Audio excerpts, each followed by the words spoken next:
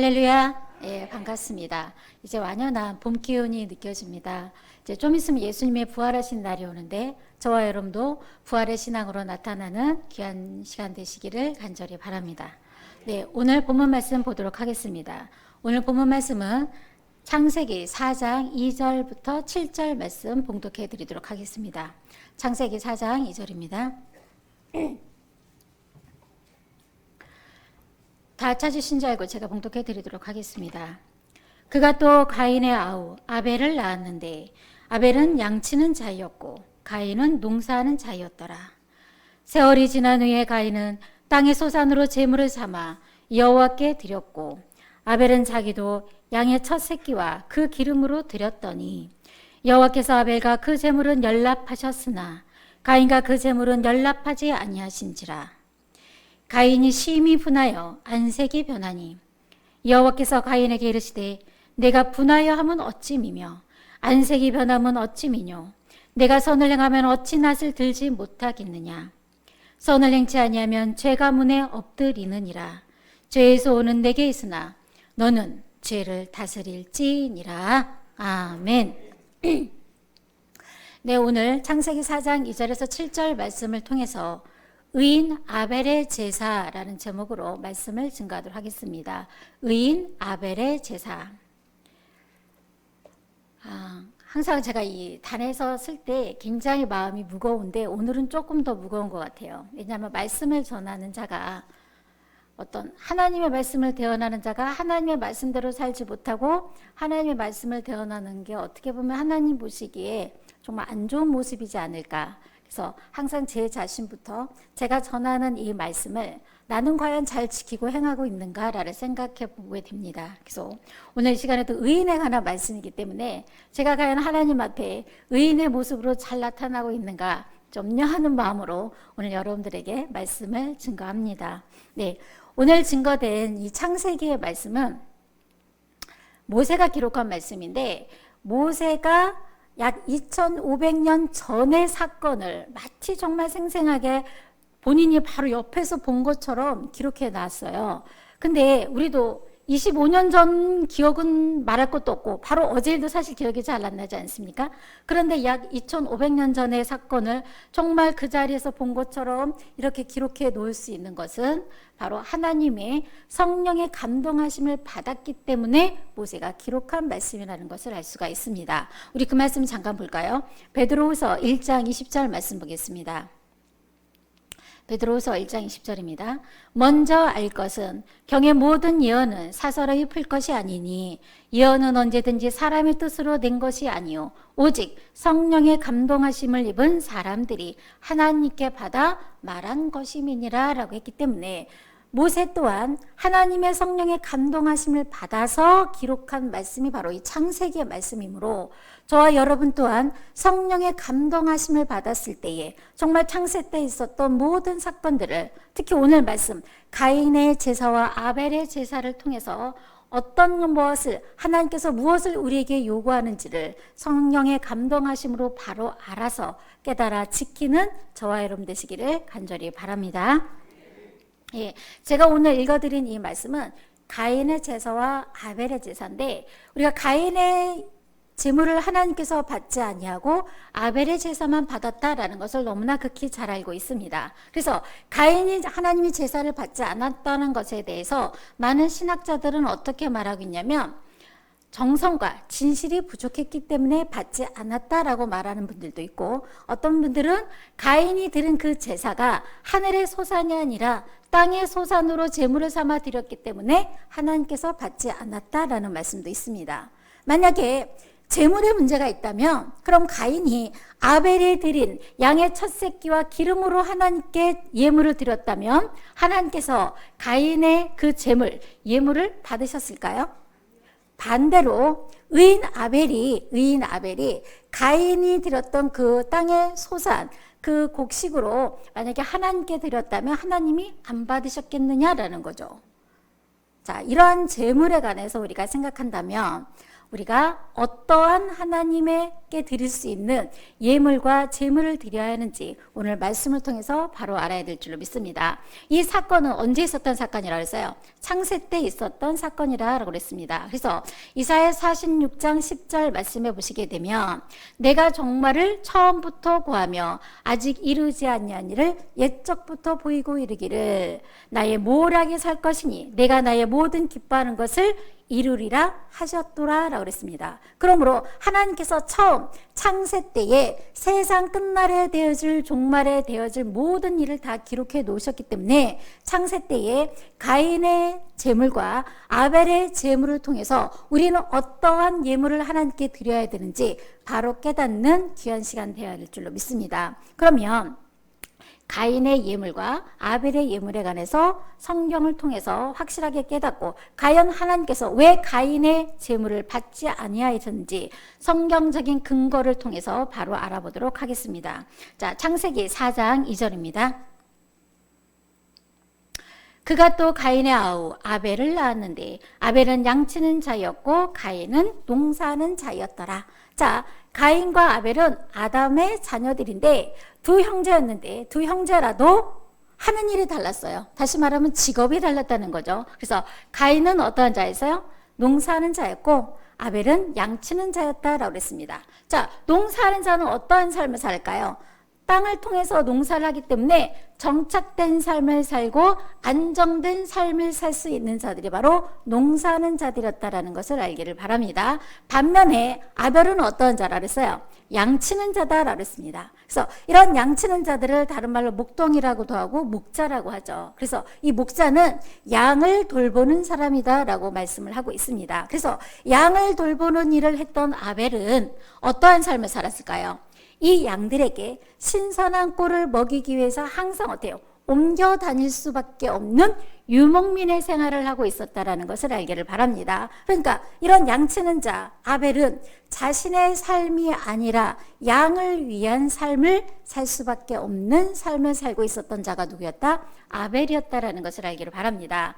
성경에서도 큰 선지자로 부름받은 자가 바로 모세였는데 모세도 미디안 광야에서 40년 동안 양치는 목동일 하고 있다가 하나님께서 부름받았죠.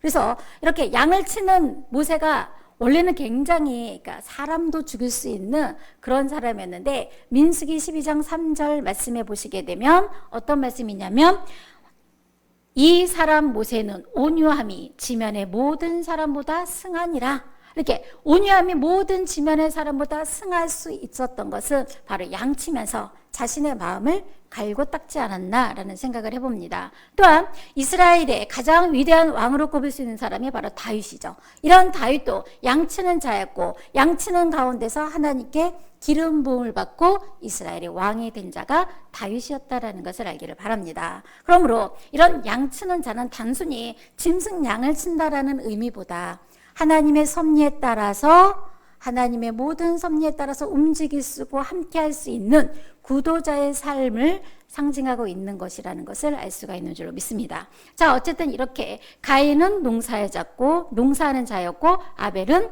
양치는 자였다라고 성경에 말씀하고 있습니다. 그러면 가인과 아벨은 각각 어떠한 제물을 하나님께 드렸는가 보도록 하겠습니다. 창세기 4장 3절입니다. 세월이 지난 후에 가인은 땅의 소산으로 제물을 삼아 여호와께 드렸고, 자, 가인은 땅의 소산으로 제물을 하나님께 드렸다라고 그랬습니다. 근데 이건 지극히 당연할 수밖에 없는 것이 가인은 어떤 자라고 그랬어요? 농사하는 자였으니까 하나님께 바칠 수 있는 것이 뭐예요? 땅의 소산이었던 곡식을 하나님께 바쳤다라는 것을 알 수가 있는데 이건 지극히 당연할 수밖에 없겠죠. 그러면 양치는 자 아벨은 어떠한 제물을 드렸을까요? 창세기 4장 4절 말씀 계속 보시겠습니다.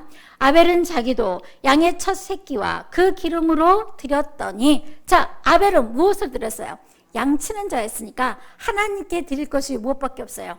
양을 드릴 수밖에 없겠죠. 그래서 양의 첫 새끼와 기름으로 드렸다라고 그랬습니다. 그런데 여기서 하나님께서 어떻게 반응을 하셨는가 볼까요? 여호와께서 아벨과 그 제물은 연락하셨으나 가인과 그 제물은 연락하지 아니하신지라 가인이 심히 분하여 안색이 변하니라고 했습니다. 자, 여기서 극명하게 달라진 거예요. 가인은 농사하는 자이기 때문에 무엇을 바쳤다 그랬어요? 땅의 소산으로 하나님께 제물을 드렸고, 양치는 자 아벨은 양의 첫 새끼와 기름으로 드렸는데, 하나님은 누구의 제물만 연락하신 거예요? 예, 아벨과 아벨의 제물만 연락하셨다. 연락하셨다라는 것은 기쁘게 받으셨다라는 것이에요. 그럼 왜 하나님께서 가인의 제물은 받지 않고 아벨의 제물만 받으셨겠느냐라는 거죠.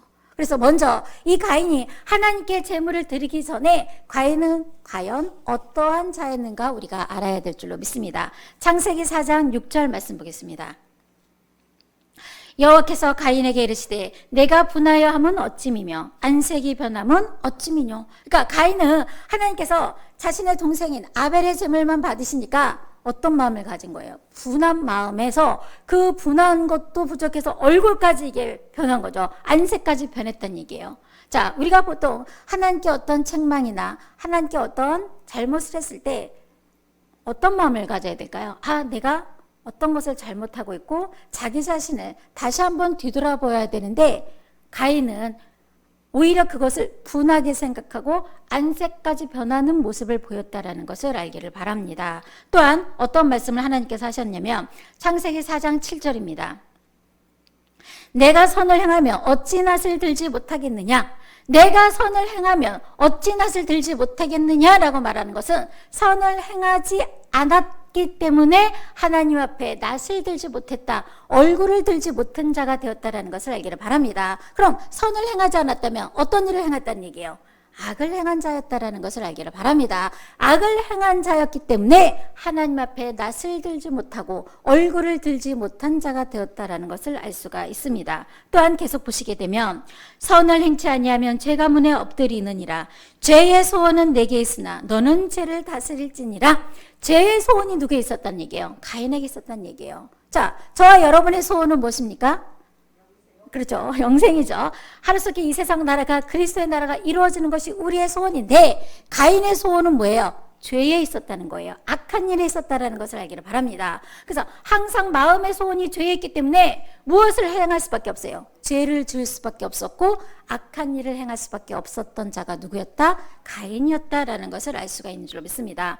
바로 이런 말씀은, 하나님께서 가인에게 이런 말씀을 하신 것은 가인이 동생 아벨을 죽이고 나서 하신 말씀이 아니에요. 아벨을 죽이기도 전에 하셨던 말씀이라는 것을 알기를 바랍니다.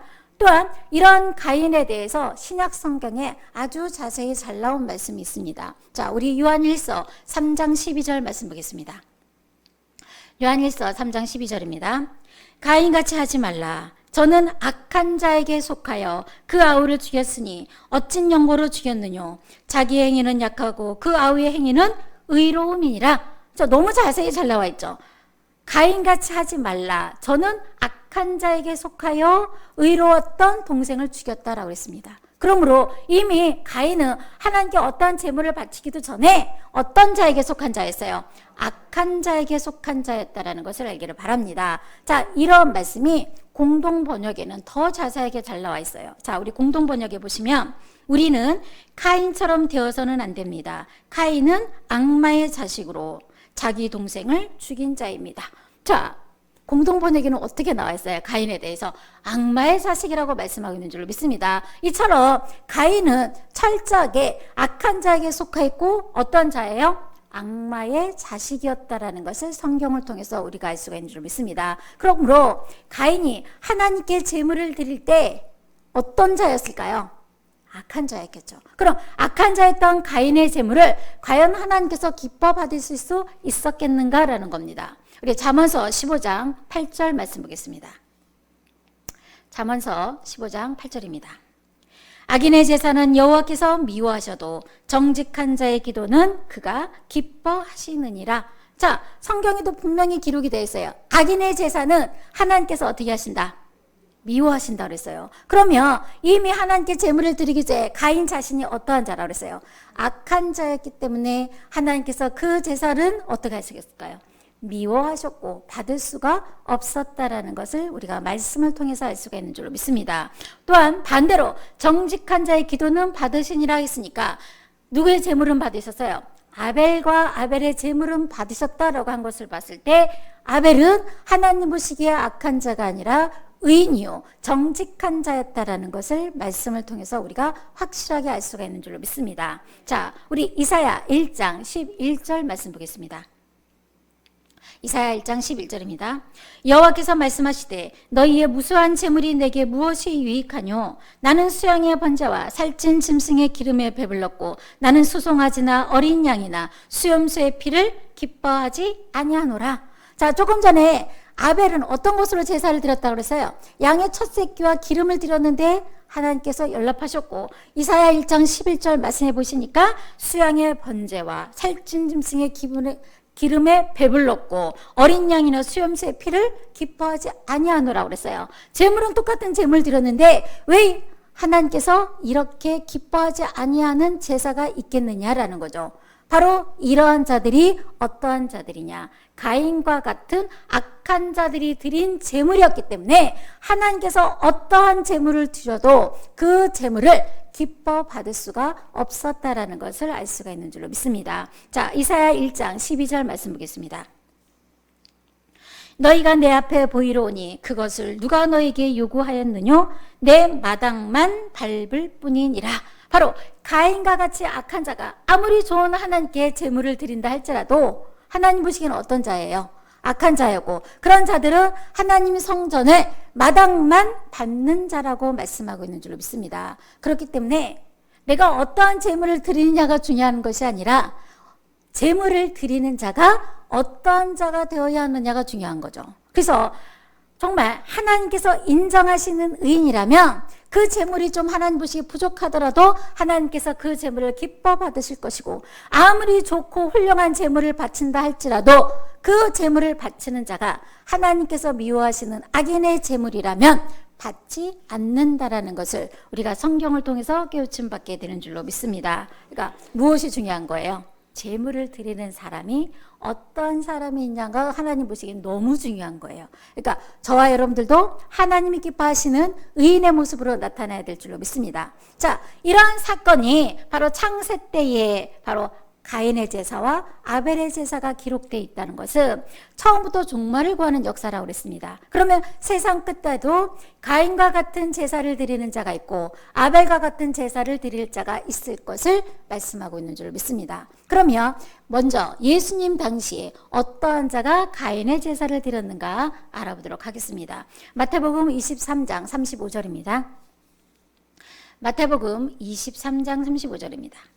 그러므로 의인 아벨의 피로부터 성전과 제단 사이에서 너희가 죽인 바가라의 아들 사가라의 피까지 땅 위에서 흘린 의로운 피가 다 너희에게 돌아가리라. 자, 이것은 예수님께서 율법사 바리새인들에게 하신 말씀이에요. 그래서 의인 아벨의 피로부터 바가라의 아들 사가라가 흘린 의로운 피가 다 너희에게 돌아가리라는 것은 의인 아벨은 누가 죽였어요? 가인 죽였잖아요. 그 가인의 죄값을 누구에게 돌리고 있어요? 예수님께서 율법사와 바리새인에게 돌리고 있다는 것을 알기를 바랍니다. 왜 율법사 바리새인들에게 그 아벨의 피값과 사가라의 의로운 피까지 누구에게 다 돌리고 있습니까? 율법사 바리새인들에게 돌리고 있느냐라는 거죠. 이것은 바로 율법사 바리새인들에게 가인의 씨, 가인의 맥이 전달되고 있었다라는 것을 깨우침 받기를 바랍니다. 그렇기 때문에 가인과 똑같은 죄를 누가 짓고 있는 거예요? 예수님 당시에 율법사 바리새인들이 똑같은 죄를 받고 있다라는 것을 알기를 바랍니다. 자, 요한복음 8장 44절입니다. 요한복음 8장 44절입니다. 너희는 너희 아비 마귀에게서 났으니 너희 아비의 욕심을 너희도 행하고자 하느니라. 저는 처음부터 살인한 자요. 처음부터 살인한 자가 누구였어요? 가인이었죠. 그래서 처음부터 살인한 자요. 진리가 그 속에 없으므로 진리에 서지 못하고 거짓을 말할 때마다 제 것으로 말하나니 이는 저가 거짓말장이요 거짓의 아비가 되었음이니라. 바로 처음부터 살인한 가인의 맥을 그대로 받은 자가 그 당시에 율법사 바리새인들이요. 이런 율법사 바리새인들은 그 속에 무엇이 없어요? 진리가 없으므로 제 것으로 말하는 거예요. 그러니까 제 것으로 말하는 것 자체가 본인은 참말을 한다 할지라도 진리가 없고 제 것으로 말하는 것 자체가 하나님 보시기에 어떠한 자가 된다? 거짓말하는 자가 되는 줄로 믿습니다. 그러므로 거짓의 아비가 되고 있다는 것을 알기를 바랍니다. 그러므로 지금 이 시대에도 진리의 말씀이 없이 자신의 이야기를 하거나 정치 이야기를 하거나, 요즘 한참 대통령 간의 말씀이 많죠. 정치 이야기를 하거나 교리적인 이야기를 한 것 자체가 진리가 없는 자들, 바로 가인의 맥을 이어받은 가인의 제사를 드린 자라는 것을 깨우침 받기를 바랍니다. 이것으로 우리는 분별할 수 있는 거예요. 그래서 하나님의 보시기에 가인의 제사를 드리는 자가 있고 아벨의 제사를 드릴 자가 있을 것을 이미 창세 때에 예언해 놓으신 말씀이라는 것을 깨우침 받기를 바랍니다. 그러면 저와 여러분은 어떠한 제사를 드려야겠느냐라는 거죠. 바로 의인 아벨의 제사를 드려야 될 줄로 믿습니다. 자, 의인 아벨은 어떠한 자였는가 볼까요? 요한일서 3장 9절 말씀 보겠습니다. 요한일서 3장 9절입니다. 하나님께로서 난 자마다 죄를 짓지 아니하나니, 그러니까 하나님께로 난 자는 죄를 지을 수가 없는 거예요. 왜냐하면 이는 하나님의 씨가 그의 속에 거함이요 저도 범죄치 못하는 것은 하나님께로 났음이라. 바로 하나님의 씨를 받은 자는 범죄하지 못하고, 이러한 자는 어디에서 난 자다? 하나님께 난 자라고 말씀하는 줄 믿습니다. 그럼 창세 때에 가인은 처음부터 살인한 자로 나타났다는 것은 하나님께 속했다는 거예요? 악한 자에게 속았다는 거예요? 하나님께 속하지 못한 악한 자에게 속한 자였다라는 것을 이 말씀만 보더라도 우리가 확실하게 깨우침 받게 되는 줄로 믿습니다. 자, 그런데 무엇이 들어가야 된다고 했어요? 하나님의 씨가 그 속에 거해야 된다라고 했어요. 자, 하나님의 씨가 무엇인지 알아야겠죠. 마태복음 13장 38절입니다. 밭은 세상이요 좋은 씨는 천국의 아들들이요 가라지는 악한 자의 아들들이요 라고 했어요. 자, 좋은 씨는 천국의 아들들이라고 했는데 어떻게 좋은 씨가 천국의 아들들이 될 수 있는가 하면 마가복음 4장 14절 말씀해 보시면 뿌리는 자는 말씀을 뿌리는 것이다 라고 했기 때문에 하나님의 말씀의 씨앗을 받은 자들이 바로 천국의 아들들, 하나님의 아들들로 나타나게 되고, 이런 하나님의 아들들로 나타나는 자가 어떠한 자들이다? 의인 아벨과 같은 자들로서 하나님께 속한 자들로 나타나게 될 것을 말씀하고 있는 줄로 믿습니다. 그러므로 저와 여러분들도 의인 아벨과 같이 나타나기 위해서는 우리 마음 안에 어떤 씨가 있어야 돼요? 하나님의 씨가 거하는 자가 됐을 때 의인 아벨과 같은 자가 될 수 있다라는 것을 말씀하고 있습니다. 자, 다니엘 12장 10절 말씀 보겠습니다. 다니엘서 12장 10절입니다. 많은 사람이 연단을 받아 스스로 정결케 하며 희게 할 것이나 악한 사람은 악을 행하려니 악한 자는 아무도 깨닫지 못하되 오직 지혜 있는 자는 깨달으리라. 자, 똑같이 하나님의 진리의 말씀을 들어도 다 깨닫는 것이 아니에요. 이 말씀에도 보잖아요. 악한 사람은 깨닫지 못하고, 깨닫지 못하니까 뭘 행할 수밖에 없어요? 악을 행할 수밖에 없다라는 것을 알기를 바랍니다. 반대로 지혜로운 자는 무엇을 깨달아요? 하나님의 말씀을 깨닫는 자가 지혜로운 자가 될 것을 말씀하고 있는 줄로 믿습니다. 그러므로 저와 여러분들이 이런 하나님의 깨달은 말씀을 가지고 예배를 드리고 헌신을 다하고 봉사를 할 때 하나님께서 들어주시는 것이지, 가인과 같이 악한 자, 깨닫지 못한 자가 하나님께 아무리 좋은 예물을 드린다 할지라도 그 예물을 하나님께서 받지 않으신다라는 것을 알 수가 있는 줄로 믿습니다. 또 한번 우리가 생각해 봐야 될 게 뭐냐면, 의인 아벨이 제물을 드릴 때만 의인이었을까요? 아니겠죠. 아벨 자체가 그 모든 삶이 하나님 보시기에 의로운 자였겠죠. 그렇기 때문에 어떠한 제물이라도 하나님께서 기뻐 받으셨을 거예요. 그렇지 않습니까? 자, 우리 로마서 12장 1절 말씀 보겠습니다. 로마서 12장 1절입니다. 그러므로 형제들아, 내가 하나님의 모든 자비하심으로 너에게 권하노니 너희 몸을 하나님이 기뻐하시는 거룩한 산 제사로 드리라. 이는 너희의 드릴 영적 예배니라.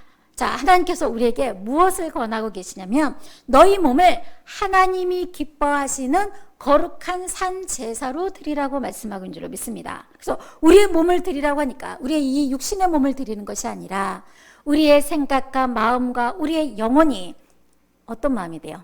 하나님의 말씀을 알고 그 깨우친 말씀으로 온전히 우리가 드려질 때 우리가 거룩한 산 제사로 드리는 자가 된 것을 말씀하고 있는 줄 믿습니다. 그래서 예배 시간에만 하나님께 헌신하고 예배 시간에만 하나님의 말씀을 듣는 것이 아니라 우리의 삶 전체가 모든 것이 우리의 생각과 마음과 뜻하는 모든 것이 하나님과 하나가 돼서 하나님께 모든 것을 드렸을 때 이것이 거룩한 산 제사가 될 것을 말씀하시고 이것이 바로 우리에게 영적 예배가 될 것을 말씀하고 있는 줄로 믿습니다. 예배 드릴 때만 하나님만 찾고 하나님께 모든 것을 드리는 것이 아니라 우리의 모든 삶이 하나님께 드려질 때 거룩한 산 제사로 받아주실 것을 말씀하고 있습니다. 아벨이 이러한 삶을 살았기 때문에 의인의 칭호를 받았고 의인의 칭호를 받았기 때문에 하나님께서 아벨의 제사를 기뻐 연락하셨다라는 것을 알기를 바랍니다. 자, 반대로 하나님의 뜻을 알지 못하고 하나님의 일만 열심히 하시는 분들이 계세요. 자, 이런 분들이 굉장히 위험하신 분들이에요. 자, 로마서 4장 4절 말씀 볼까요? 로마서 4장 4절입니다. 일하는 자에게는 그 삭을 은혜로 여기지 아니하고 빚으로 여기거니와. 자, 우리가 하나님의 성전에서 열심히 봉사하고 일을 하는데 그 삭을 은혜로 여김을 받아야 되는데 오히려 빚이 되는 경우가 있어요. 어떤 경우가 빚이 되냐면 바로 예를 들어서 이런 거예요. 집주인이 설계도를 딱 만들어 놓고 이 설계대로 집을 지어달라고 했는데 일하는 사람이 설계대로 짓지 않냐고 자기 마음대로 집을 지었어요. 그럼 집주인이 그 건축한 것을 보고 어떻게 말할까요? 아, 참 잘 지었다라고 말할까요? 오히려 손해배상을 청구할까요? 손해배상을 청구하게 돼 있어요. 왜냐하면 집주인이 원하는 대로 집을 지어야 되는데 전혀 다른 모습의 집을 낳으면 얼마나 화가 나겠습니까? 하나님도 그러지 않을까요? 하나님이 성경에 기록된 대로 내가 그 말씀을 깨달아서 하나님이 원하시는 일을 해드려야 되는데 전혀 상관없는 일을 한다면 하나님께서 오히려 그 사람이 빚진 자가 될 것을 말씀하고 있는 줄 믿습니다. 그러므로 우리가 하나님의 성전에서 일을 많이 하면 많이 할수록 일만 하는 것이 아니라 무엇도 함께 해야 돼요. 하나님의 말씀을 더 많이 깨닫고 깨달아서 하나님이 원하시는 것이 무엇인지 우리가 항상 생각하고 하나님이 원하시는 일을 해드려야 된다는 것을 알기를 바랍니다. 자, 마태복음 24장 40절 말씀 보겠습니다. 마태복음 24장 40절입니다. 그때 두 사람이 밭에 있음에 하나는 데려감을 당하고 하나는 버려둠을 당할 것이요 두 여자가 매를 갈고 있음에 하나는 데려감을 당하고 하나는 버려둠을 당할 것이라. 자, 이 말씀은 세상에 있는 사람을 말하는 것이 아니에요. 하나님의 일을 하는 자를 말하는 거죠. 밭에 있고 같이 매를 가는데 한 사람은 데려감을 당하고 한 사람은 버려둠을 당한다라고 말씀하고 있습니다. 왜 그럴까요? 똑같이 하나님을 하는데도 그 생각과 마음이 온전히 하나님의 성전에 하나님과 예수님을 모신 마음으로 하는 것이 아니라 육신의 마음을 가지고 그냥 하나의 사명이 아니라 일로 사는 거예요. 결국 깨달음이 없이 하나님의 마음이 없이 그냥 하나님의 일을 할 때 결국은 세상 끝날에 환난의 때에 구원받지 못할 것을 말씀하고 있는 줄 믿습니다. 그러므로 하나님의 뜻을 알고 행하는 것이 얼마나 중요한지를 우리가 알게 해주는 거예요. 그렇기 때문에 저와 여러분들이 하나님의 일을 하는 데 있어서 일을 하다 보면 하나님의 말씀을 잊어버려요. 아, 내가 그 말씀을 처음에는 기쁜 마음으로 하나님 성전에서 봉사하다가 일이 많아지고 세월이 흐르다 보면 어떻게 돼요? 타성에 젖어버리고 그냥 하나의 일이 되어버리는 경우가 있어요. 그렇기 때문에 항상 우리는 하나님의 성전에서 봉사할 때 어떤 마음으로 봉사하느냐가 가장 중요하다는 것을 알기를 바랍니다. 그래서 이 단상을 이렇게 봉사하시는 것도 이게 참 굉장히 중요한 거잖아요. 근데 그냥 단상이니까 먼지 있으니까 닦아야지 이런 마음으로 봉사하는 것과 정말 이 단상에서 하나님의 말씀이 귀한 말씀이 나오는 곳이구나, 내가 정성을 다해서 봉사해야지 이런 마음으로 하는 것과 전혀 다르겠죠. 그렇기 때문에 우리가 과연 어떤 마음을 가지고 하나님의 성전에서 봉사하느냐가 정말 하나님께서 받으시느냐 받지 않으시냐가 결정된다는 것을 알기를 바랍니다. 자, 에레미야 23장 20절 말씀 보겠습니다.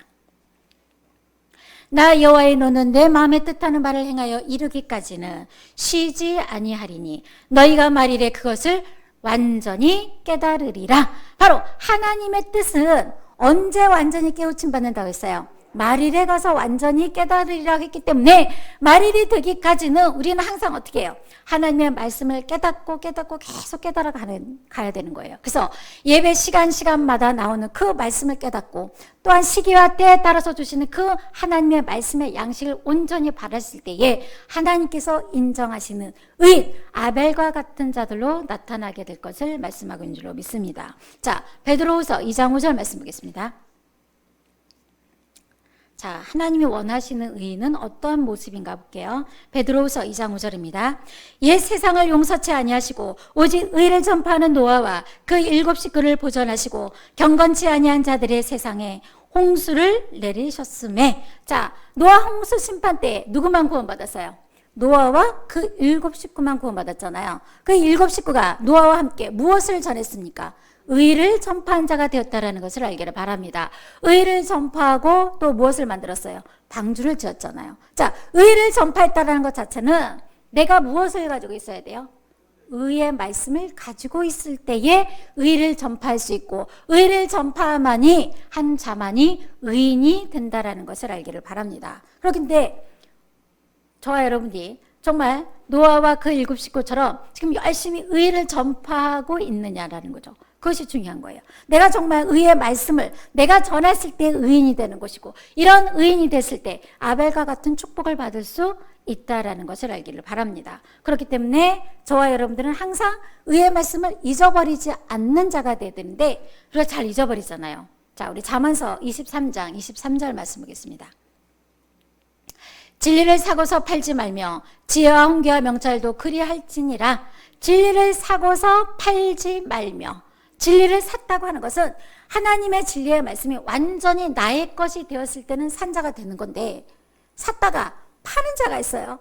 판다는 것은 바로 진리의 말씀을 알았다가 잊어버리면 파는 자가 된다는 것을 알기를 바랍니다. 그럼 우리는 잊어버리지 않냐고 늘 이 진리의 말씀을 가지고 있어야 되는 거예요. 어떻게 가지고 있어야 되느냐? 늘 말씀을 듣고 늘 말씀을 전하는 자가 되었을 때, 온전히 전하는 자가 되었을 때 진리를 사고 파는 자가 되지 않는다라는 것을 알기를 바랍니다. 그래서 우리가 처음에는 하나님의 말씀을 전하라고 하면 되게 힘들어요. 어떻게 전해야 될지도 몰라요. 그러니까 예를 들어서 어린아이가 있잖아요. 어린아이가 태어나서 말을 할 수가 없어요. 그렇기 때문에 엄마 아빠가 자꾸 아이한테 뭐예요? 엄마 아빠 이렇게 해서 반복적으로 훈련을 시키잖아요. 그러다 보면 저절로 아이가 엄마 아빠를 할 수가 있게 되고 좀 더 크면 가르쳐 주지 않아도 스스로 말을 할 수 있게 되는 줄로 믿습니다. 이와 같이 우리가 처음에는 하나님의 말씀을 전하지 못하기 때문에 바로 하나님의 말씀을 훈련하는 과정을 통해서 말씀을 전할 수 있게 된다는 것을 알기를 바랍니다. 이런 과정을 통해서 말씀을 전할 수 있는 것이지 내가 그냥 말씀을 처음부터 아주 기가 막히게 잘하는 것은 아니라는 거죠.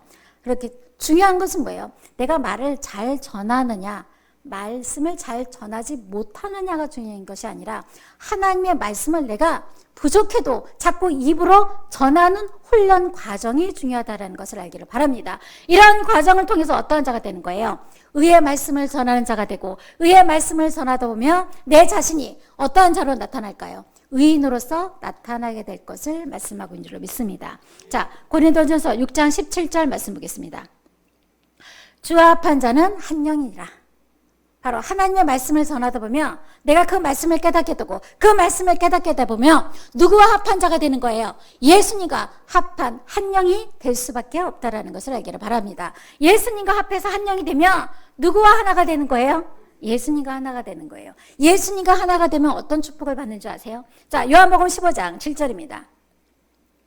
너희가 내 안에 거하고 내 말이 너희 안에 거하면, 그러니까 너희가 내 안에 거하고 우리가 예수님 안에 거하고 예수님의 말이 우리 안에 거하게 되면 예수님과 우리가 어떻게 되는 거예요? 하나가 되는 거잖아요. 하나가 됐을 때 무엇이든지 원하는 대로 구하라. 그리하면 이루리라고 말씀하는 줄로 믿습니다. 우리가 예수님과 나와 하나가 됐을 때 하나님께 무엇인지 구하면 다 이루어 주신다고 했는데, 예를 들어서 내가 예수님과 하나가 됐어요. 한 마음과 한 뜻이 됐어요. 그러면 세상의 것을 구하겠습니까? 하늘의 것을 구하겠습니까?